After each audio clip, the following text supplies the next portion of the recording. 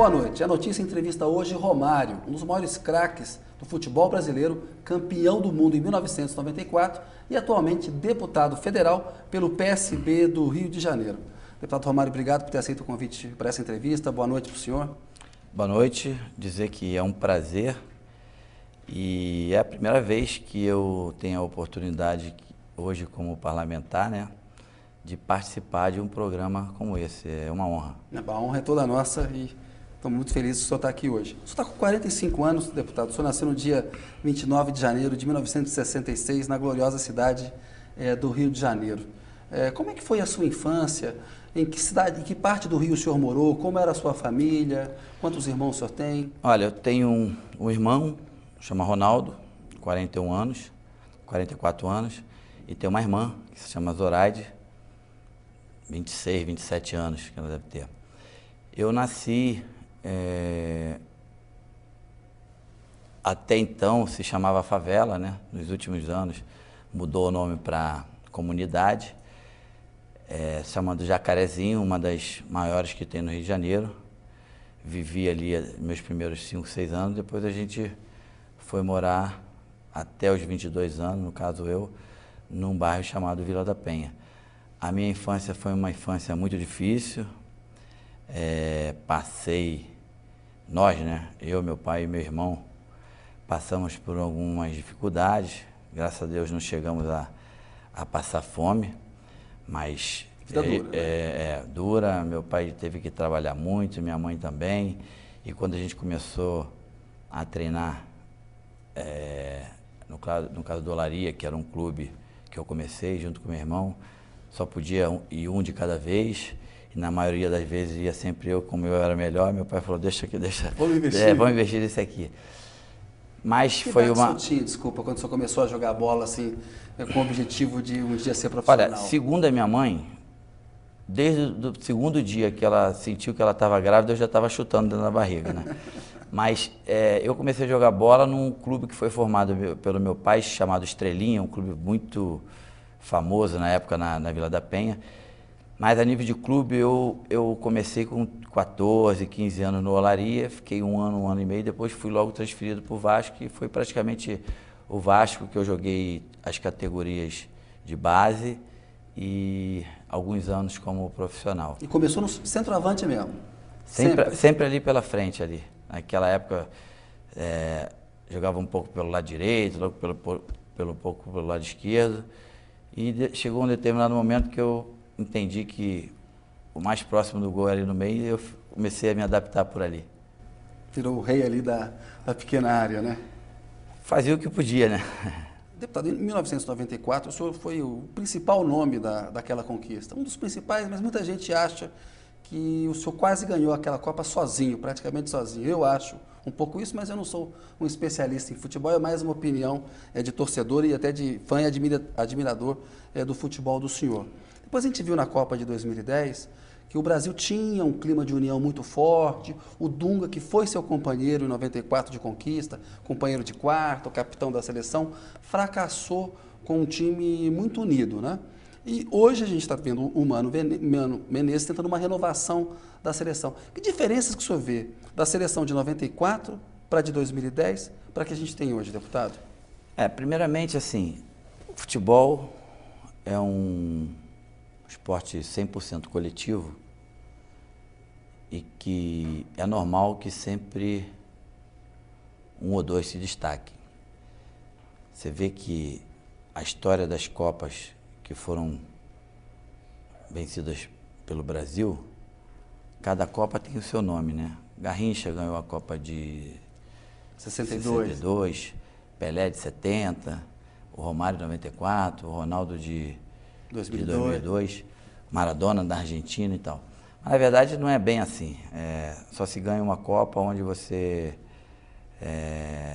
se aquele grupo estiver totalmente voltado para aquilo, com aquele objetivo, e mesmo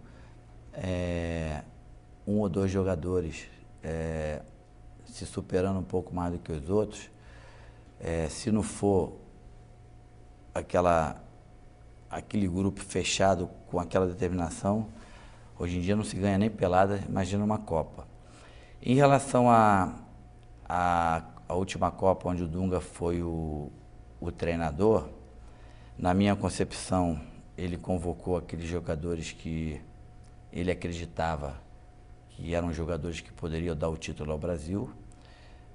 Nós somos brasileiros, você sabe, todos nós temos um pouquinho de treinador, né? Principalmente numa Copa do Mundo. Exatamente. Leva aquele, leva esse, leva aquele. É muito simples. Inclusive eu, como ex-participante de Copa do Mundo e de seleção, também tenho essa coisa de, por que não colocou?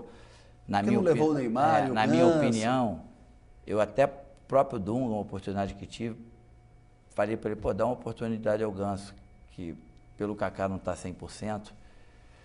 Aí ele me deu as explicações dele.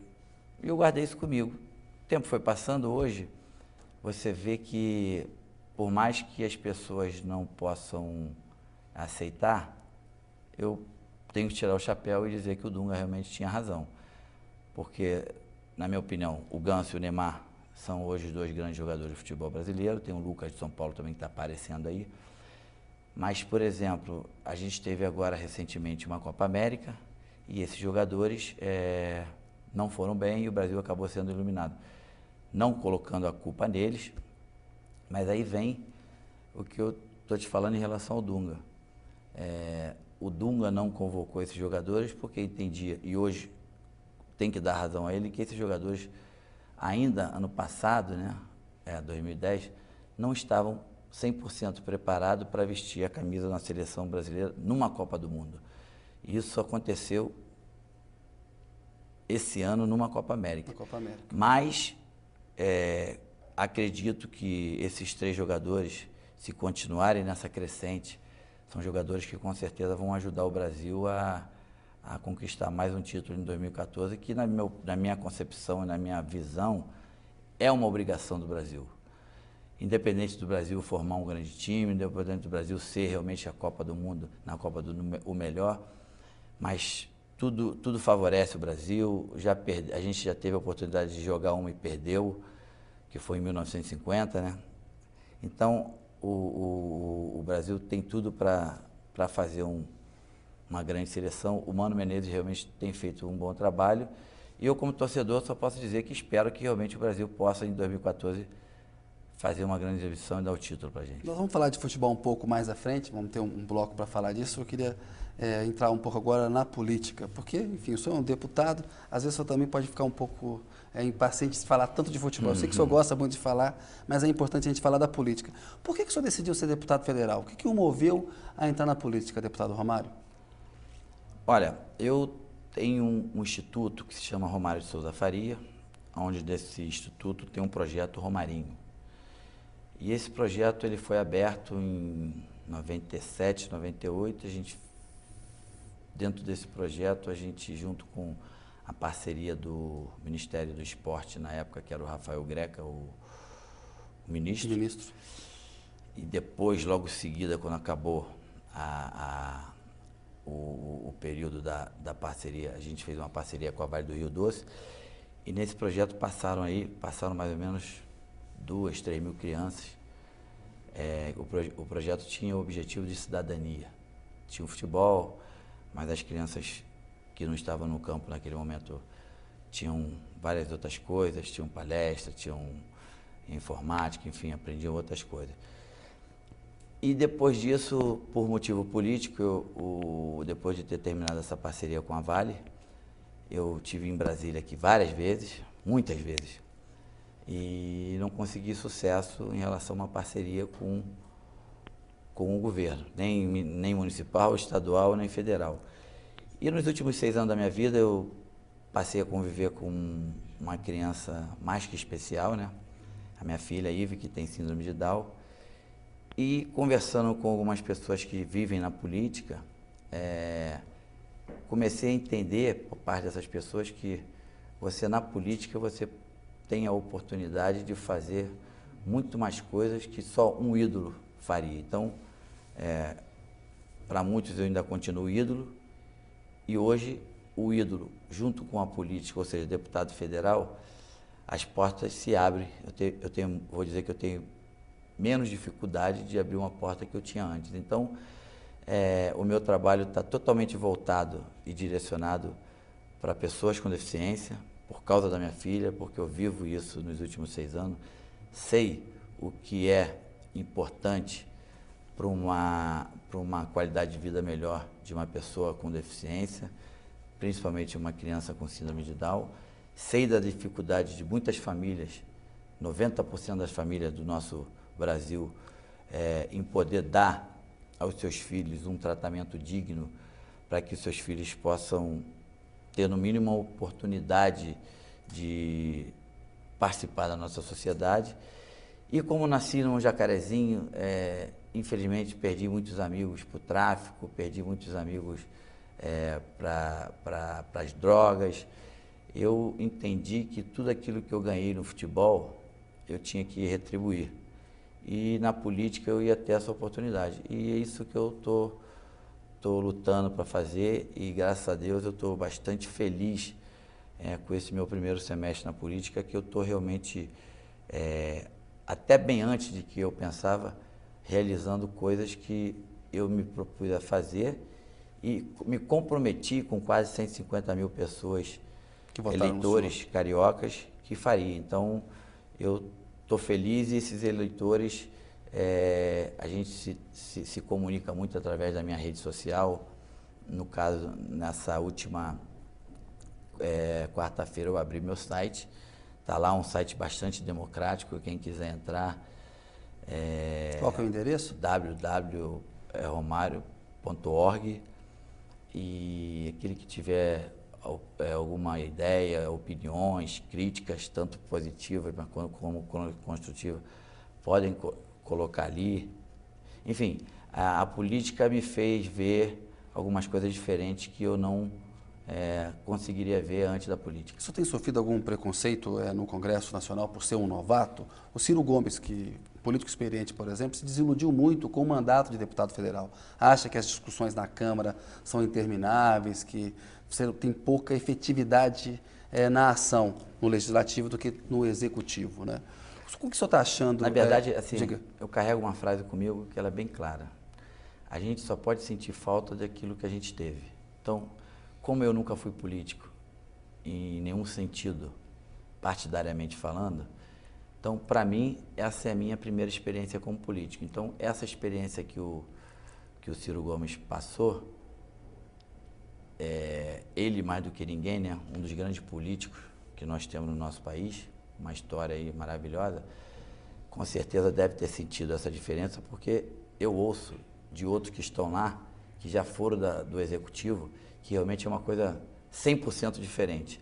Mas como eu nunca tive essa oportunidade de ser executivo, eu estou amarradão, amando, feliz e lutando sempre para conseguir objetivos novos, objetivos diferentes, objetivos esses que traga alguma coisa de positivo para a população. Deputado, o senhor sempre foi muito franco nas suas atividades. E a política, às vezes, requer um grau de dissimulação, há coisas, às vezes, que o político não pode falar, o que ele realmente pensa. O senhor sempre teve fama de falar o que o senhor realmente pensa. A famosa frase do Pelé, calado é um poeta.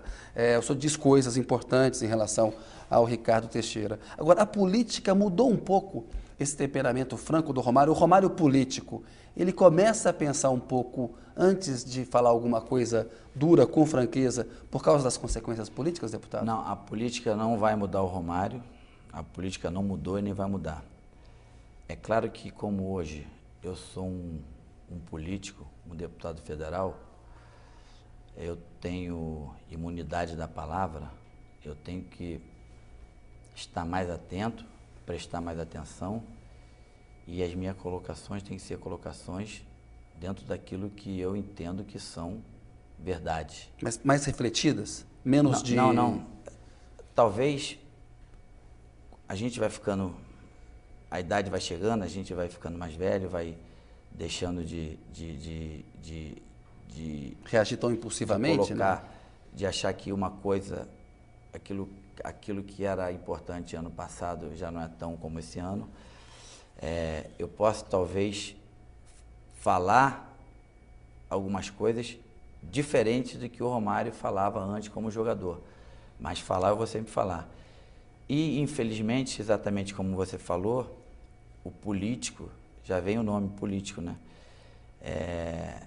Tem essa coisa, eu posso dizer que a minha campanha, por exemplo, eu não tive nenhum tipo de ajuda a nível de governo estadual, federal, municipal.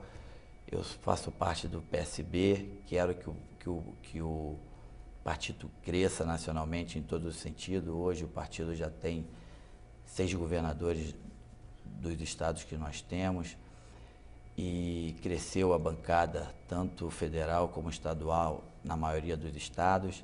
É um partido de situação.